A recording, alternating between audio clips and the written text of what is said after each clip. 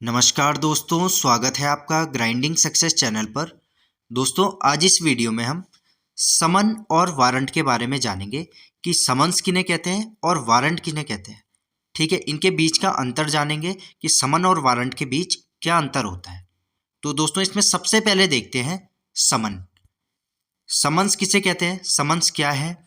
तो समन न्यायालय द्वारा एक लिखित आदेश होता है जिसके द्वारा किसी व्यक्ति को यह निर्देश दिया जाता है कि वह निश्चित तिथि, समय और स्थान पर न्यायालय के समक्ष प्रस्तुत हो। ठीक है, तो समन एक न्यायालय द्वारा एक जो है लिखित आदेश है। दोस्तों, समन जो है एक लिखित आदेश है जिसके द्वारा जो किसी व्यक्ति को यह निर्देश देते हैं कि वह एक निश्चित टाइम, एक निश्चित तिथि पे, किसी एक निश्चित डेट पे, किसी एक निश्चित समय पे या किसी निश्चित स्थान पर, इस जगह पे, इस समय में और इस स्थान पर न्यायालय के समक्ष उपस्थित हो। ठीक है, तो यह है समन। आगे देखते हैं BNSS यानी भारतीय नागरिक सुरक्षा संहिता। जो BNSS है, इसकी धारा 63 से 70 तक समन के बारे में बताया गया है।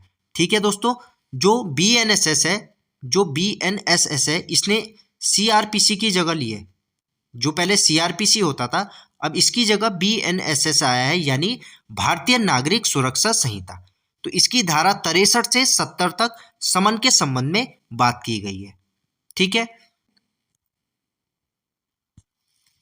भारतीय नागरिक सुरक्षा संहिता यानी BNSS की धारा 63 अदालत द्वारा जारी समन के प्रारूप यानी फॉर्म ऑफ समन्स और उसकी वैधता यानी उसकी वैलिडिटी को बताती है। जो दोस्तों BNSS है, जो भारतीय नागरिक सुरक्षा संहिता है, इसकी धारा 63, इसकी धारा 63 समन के प्रारूप को बताती है, उसकी वैधता को बताती है। ठीक है, समन किसी आरोपी, गवाह या किसी अन्य आवश्यक व्यक्ति को जारी किया जा सकता है। तो समन किस किस को जारी किया जा सकता है? सबसे पहले आरोपी जो एक्यूज्ड है, या कोई गवाह जो विटनेस है, या फिर कोई अन्य आवश्यक व्यक्ति है, उसे समन जारी किया जा सकता है। ठीक है, अब इसमें आगे देखते हैं समन के उद्देश्य क्या है। अब इसके देखते हैं कि समन जारी करने का उद्देश्य क्या है। तो जो समन जारी होते हैं, जो समन जारी किए जाते हैं, इसका मुख्य उद्देश्य क्या है? तो सबसे पहले है व्यक्ति को सम्मानपूर्वक न्यायालय में बुलाना। यदि किसी भी व्यक्ति को न्यायालय में बुलाना है तो उसे समन जारी किए जाएंगे कि सम्मानपूर्वक उसे न्यायालय में बुलाए। दूसरा है आरोपी या गवाह की स्वैच्छिक उपस्थिति सुनिश्चित करना। यानी यदि कोई आरोपी है या फिर कोई गवाह है किसी मामले के संबंध में, तो उसे स्वैच्छिक इस उपस्थिति सुनिश्चित करना, यानी वो अपनी इच्छा से न्यायालय के समक्ष जो है प्रस्तुत हो जाए। तीसरा है बिना बल प्रयोग के न्यायिक कार्यवाही आगे बढ़ाना। यानी समन्स में दोस्तों किसी भी प्रकार का बल का प्रयोग नहीं किया जाता। यदि किसी को समन भेजा गया है न्यायालय की ओर से, तो उसे बोला गया है कि वह सम्मानपूर्वक न्यायालय में आए, बिना किसी उस पर बल का प्रयोग नहीं होगा, पुलिस द्वारा उस पर किसी भी तरह का बल का प्रयोग नहीं होगा। वह स्वेच्छा से, जो उसे समन भेजा गया, वह स्वेच्छा से अपनी स्थिति वहां पर सुनिश्चित करे, यानी न्यायालय में प्रस्तुत हो जाए। ठीक है, अब देखते हैं दोस्तों इसमें समन की विधिक विशेषताएं क्या है। समन की जो विधिक विशेषताएं, जो कानूनी विशेषताएं, वो क्या क्या है? तो सबसे पहले समन गिरफ्तारी का आदेश नहीं होता। जो समन होता है, जो समन भेजे जाते हैं न्यायालय द्वारा, ये गिरफ्तारी का आदेश नहीं है, सबसे पहली बात। दूसरी है पुलिस को कोई बल प्रयोग का अधिकार नहीं होता। यदि किसी के नाम से समन जारी हुए हैं तो उसमें पुलिस को किसी भी प्रकार का बल प्रयोग करने का अधिकार नहीं होगा। दूसरी इसकी यह विधिक विशेषता है। तीसरी इसकी विधिक विशेषता है समन की अवहेलना करने पर आगे वारंट जारी हो सकता है। यदि किसी भी व्यक्ति को न्यायालय द्वारा समन भेजे गए और यदि वो उनका पालन नहीं करता, यदि वो उन समन की अवहेलना करता है, तो उसके बाद जो है उस व्यक्ति के खिलाफ वारंट जारी हो सकते हैं। ठीक है, तो दोस्तों ये विधिक विशेषता है समन की। सबसे पहला, समन गिरफ्तारी का आदेश नहीं होता। दूसरा, पुलिस को कोई बल प्रयोग का इसमें अधिकार नहीं है। और तीसरा, समन की यदि अवहेलना होगी, यदि समन का पालन नहीं किया जाएगा, तो उसके बाद न्यायालय जो है किसी व्यक्ति के खिलाफ वारंट जारी कर सकता है। ठीक है, तो ये है समन की विधिक विशेषताएं। अब इसको एग्जाम्पल से समझते हैं। इसके एग्जाम्पल हैं, यदि किसी व्यक्ति पर साधारण मारपीट का आरोप हो और न्यायालय को विश्वास है कि वह व्यक्ति स्वयं उपस्थित होगा, तो न्यायालय उसे समन जारी करता है। यानी कि अगर किसी व्यक्ति के पास पे साधारण मारपीट का आरोप लगाया है और न्यायालय को यह विश्वास है कि वह व्यक्ति स्वयं उपस्थित हो जाएगा, तो न्यायालय जो है उसे समन जारी करता है, ठीक है, कि वह अपनी स्वतंत्रता से, अपनी स्वैच्छिक इच्छा से जो है न्यायालय के समक्ष प्रस्तुत हो, आदरपूर्वक बिना किसी बल का उस पर प्रयोग किए वह न्यायालय में प्रस्तुत हो।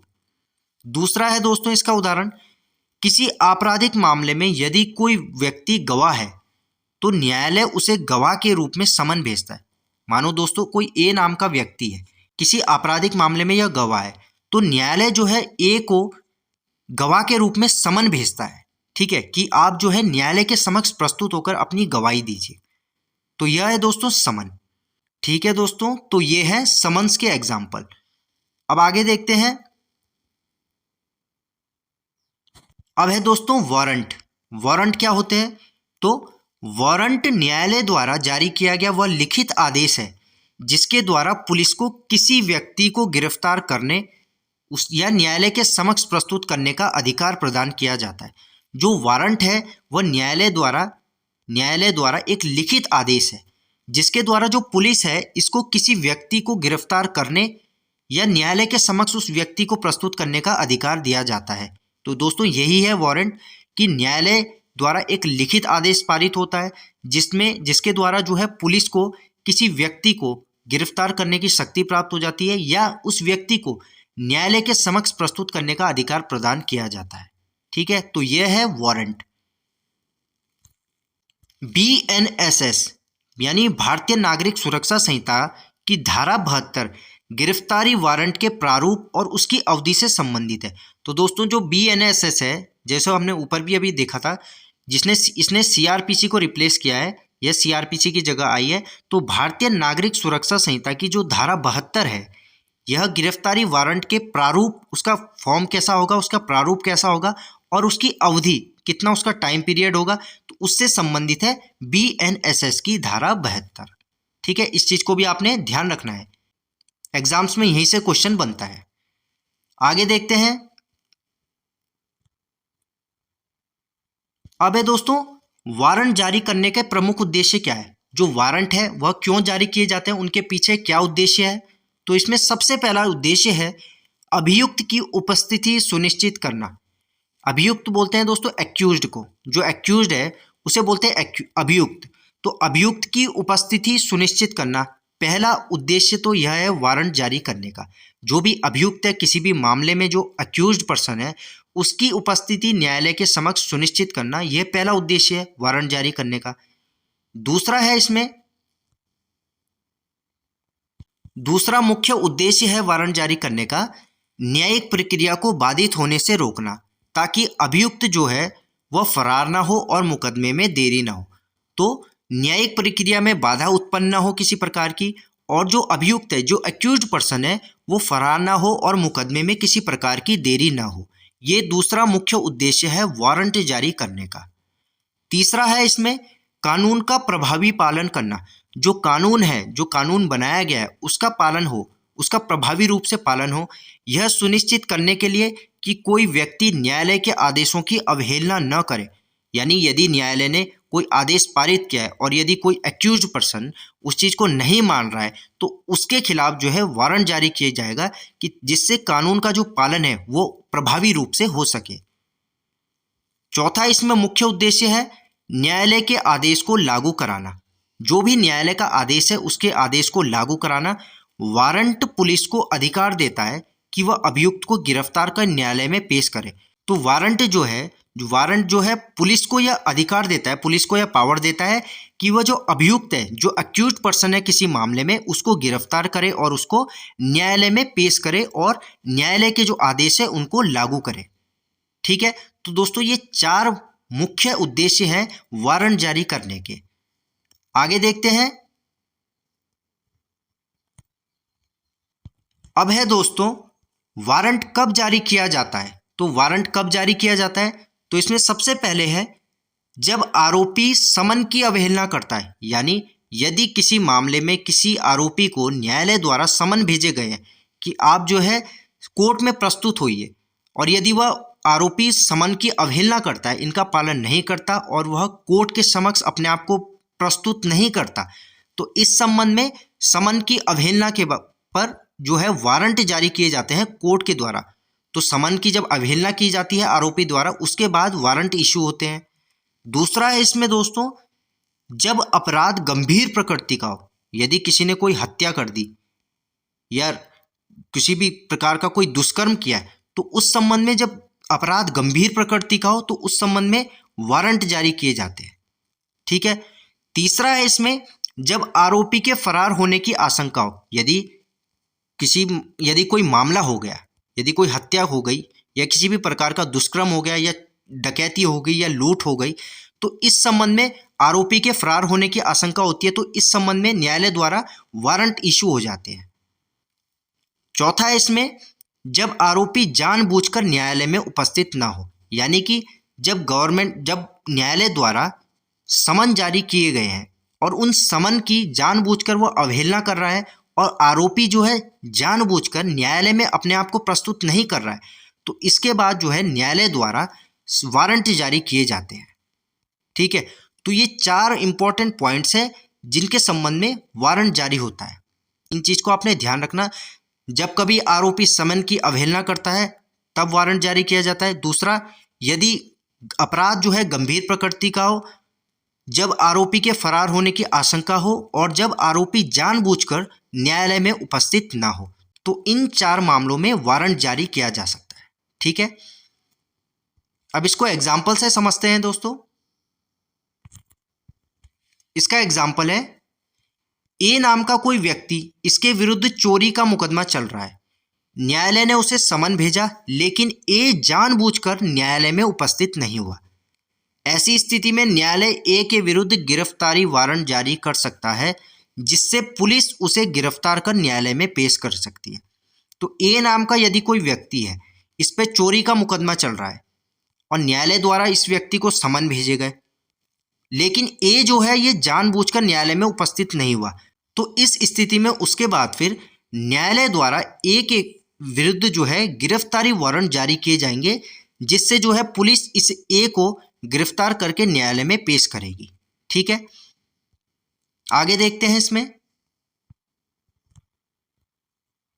इसका दूसरा एग्जाम्पल है, किसी गंभीर अपराध जैसे हत्या हो गई, डकैती हो गई, इसके मामले में न्यायालय को यह आशंका हो कि अभियुक्त जो एक्यूज्ड पर्सन है वो फरार हो सकता है, तो न्यायालय सीधे वारंट जारी कर सकता है बिना समन भेजे। यदि दोस्तों किसी प्रकार का कोई गंभीर प्रकृति का अपराध है, जैसे हमने अभी ऊपर भी देखा था, गंभीर प्रकृति का अपराध है, या तो कोई हत्या हो गई या डकैती हो गया या फिर रेप हो गया, तो इस मामले में जो है न्यायालय को यह आशंका यदि लगे कि अभियुक्त जो है फरार हो सकता है, तो इसमें न्यायालय सीधे वारंट जारी कर सकता है बिना समन भेजे न्यायालय जो है डायरेक्ट इसमें वारंट इशू कर सकता है। ठीक है। यदि अपराध जो है गंभीर प्रकृति का, हत्या, चोरी, डकैती, रेप, तो इस प्रकार के मामले में न्यायालय द्वारा अभियुक्त को समन न भेजकर डायरेक्ट उसके खिलाफ वारंट जारी हो जाते हैं। ठीक है। अब देखते हैं वारंट। अब देखते हैं दोस्तों वारंट कितने प्रकार के हैं। तो वारंट 2 प्रकार के हैं। सबसे पहला एक जमानती वारंट और दूसरा होता है गैर जमानती वारंट। जमानती वारंट हो गया बेलेबल वारंट और गैर जमानती वारंट हो गया नॉन बेलेबल वारंट, यानी BW बेलेबल वारंट और NBW यानी नॉन बेलेबल वारंट। अब इनके बारे में देख लेते हैं कि बेलेबल वारंट क्या है और नॉन बेलेबल वारंट क्या है। जमानती वारंट यानी बेलेबल वारंट। तो जमानती वारंट, बेलेबल वारंट किसे कहते हैं? तो जमानती वारंट वह वारंट है जिसमें अभियुक्त को यह अधिकार होता है कि वह गिरफ्तारी के समय ही जमानत देकर रिहा हो सकता है और इसमें जमानत की राशि पहले से लिखी होती है। यानी दोस्तों जमानती वारंट, बेलेबल वारंट वह वारंट है जिसमें जो अभियुक्त है, जो एक्यूज्ड पर्सन है, इसको यह अधिकार होता है कि वह गिरफ्तारी के समय ही जमानत देकर रिहा हो सकता है। इसमें जमानत की जो राशि है वो पहले से ही लिखी होती है। यदि किसी व्यक्ति के खिलाफ जो है बेलेबल वारंट इशू है तो वह जो है अपनी जमानत देकर अपने आप को रिहा कर सकता है, और जिसमें जो है जमानत की राशि पहले से ही उसमें तय होती है, उसमें लिखी होती है। पुलिस अभियुक्त को गिरफ्तार करती है, लेकिन अभियुक्त तुरंत जमानत देकर छूट सकता है। यह प्रायः कम गंभीर अपराधों में जारी किया जाता है। जो कम गंभीर प्रकृति के अपराध होते हैं उसमें ये बेलेबल वारंट इशू किया जाता है, जिसमें जो है अभियुक्त, यदि पुलिस अभियुक्त को गिरफ्तार करती है तो उसमें अभियुक्त जो है तुरंत जमानत देकर छूट सकता है। और यह जो है जो कम गंभीर प्रकृति के अपराध है उनमें ही यह जारी किया जाता है बेलेबल वारंट। ठीक है, बेलेबल वारंट यानी इसमें जो अक्यूज्ड है, जो अभियुक्त है, वो अपनी बेल करवा सकता है। ठीक है, तो ये हो गया बेलेबल वारंट। इसको एग्जाम्पल से समझते हैं। जैसे दोस्तों इसका एग्जाम्पल है, ए नाम का कोई व्यक्ति है, इसके विरुद्ध साधारण मारपीट का मामला है। वह समन के बावजूद न्यायालय में उपस्थित नहीं हुआ। न्यायालय उसके विरुद्ध जमानती वारंट यानी बेलेबल वारंट जारी करता है, जिसमें लिखा होता है कि 10,000 की जमानत पर उसे छोड़ा जा सकता है। तो दोस्तों ए नाम का कोई व्यक्ति है, इसके खिलाफ जो है कोई साधारण मारपीट का मुकदमा है, साधारण मारपीट का मामला जो है इसके खिलाफ है, और इस व्यक्ति को ए को समन भी भेजे गए हैं कोर्ट की ओर से, परंतु यह न्यायालय में उपस्थित नहीं हुआ। उसके बाद न्यायालय ने जो है इस ए नाम के व्यक्ति के खिलाफ जमानती वारंट यानी BW बेलेबल वारंट इशू किए, और जिसमें लिखा होता है कि 10,000 की जमानत पर उसे छोड़ा जा सकता है। तो दोस्तों यदि पुलिस इसे पकड़ लेती है तो जो ये जमानत राशि है जो इसमें पहले से ही दी गई है 10,000 रुपये, तो ये 10,000 रुपये की राशि पर जो है इसे छोड़ा जाता है। तो ये होता है दोस्तों बेलेबल वारंट यानी जमानती वारंट BW। ठीक है, आगे देखते हैं। अब है दोस्तों गैर जमानती वारंट यानी नॉन बेलेबल वारंट। तो गैर जमानती वारंट क्या है? तो गैर जमानती वारंट अदालत द्वारा जारी वह सख्त गिरफ्तारी आदेश है जिसमें अभियुक्त को जमानत का अधिकार नहीं होता और उसे पुलिस द्वारा सीधे न्यायालय के समक्ष पेश किया जाता है। तो दोस्तों जो गैर जमानती वारंट है, इसके नाम में ही वैसे इसका अर्थ छुपा है कि गैर जमानती यानी इसमें जमानत नहीं होगी। तो नॉन बेलेबल वारंट अदालत द्वारा जारी वह सख्त गिरफ्तारी आदेश है जिसमें जो अभियुक्त होता है, जो एक्यूज्ड है, इसको जमानत का अधिकार नहीं होता और पुलिस द्वारा सीधे इसे न्यायालय के समक्ष जो है पेश किया जाता है। यदि किसी व्यक्ति ने, ए नाम का कोई व्यक्ति है, यदि उसके खिलाफ दोस्तों NBW जारी हो गई यानी नॉन बेलेबल वारंट जारी हो गए, तो इसमें फिर इसको जमानत नहीं मिलेगी, पुलिस इसको सीधे पकड़ के न्यायालय के समक्ष जो है पेश करेगी। यह होता है नॉन बेलेबल वारंट। इसमें किसी भी प्रकार की कोई जमानत नहीं होती, इसमें पुलिस द्वारा एक्यूज्ड को सीधे गिरफ्तार करके न्यायालय के समक्ष प्रस्तुत करना होता है। ठीक है, इसके कुछ इंपॉर्टेंट पॉइंट्स देख लेते हैं। जो नॉन बेलेबल वारंट है, जो गैर जमानती वारंट है, इसमें जमानत की अनुमति नहीं होती। अभियुक्त को, जो अक्यूज्ड है, इसको हिरासत में लेकर कोर्ट में पेश किया जाता है। इसमें दोस्तों जमानत नहीं होती। इसमें जो नॉन बेलेबल वारंट है, जो NBW है, नॉन बेलेबल वारंट, इसमें अभियुक्त की जमानत नहीं होती, इसको सीधे कोर्ट में ही पेश किया जाता है। जमानत केवल न्यायालय की अनुमति से ही मिल सकती है। जब यदि किसी के NBW हो गए हैं, नॉन बेलेबल वारंट हो गए, तो जो उसे जमानत है वह केवल न्यायालय की ही अनुमति से मिल सकती है। यह गंभीर अपराधों में जारी किया जाता है, जैसे हमने ऊपर भी देखा, गंभीर अपराध, हत्या, चोरी, डकैती, रेप, ये सभी, इन सभी मामलों में जो गंभीर प्रकृति के अपराध हैं, इन सब में NBW जारी होता है। इसका उद्देश्य अभियुक्त को फरार होने से रोकना तथा गंभीर अपराध में सख्ती से कार्रवाई करना होता है। यानी किसी मामले में अक्यूज, जो अभियुक्त है, यह फरार ना हो और गंभीर अपराध जो भी हैं उनमें सख्ती से कार्रवाई की जा सके, यानी स्ट्रिक्टली एक्शन लिया जा सके। ठीक है, तो यह है नॉन बेलेबल वारंट। इसके एग्जाम्पल देखते हैं दोस्तों। इसके एग्जाम्पल है दोस्तों, जैसे ए नाम का कोई व्यक्ति है, इसके विरुद्ध डकैती का मामला न्यायालय में चल रहा है। न्यायालय ने उसे कई बार समन भेजे लेकिन वह जानबूझकर उपस्थित नहीं हुआ। ऐसी स्थिति में न्यायालय ए के विरुद्ध गैर जमानती वारंट जारी करता है ताकि उसे गिरफ्तार कर अनिवार्य रूप से न्यायालय में पेश किया जा सके।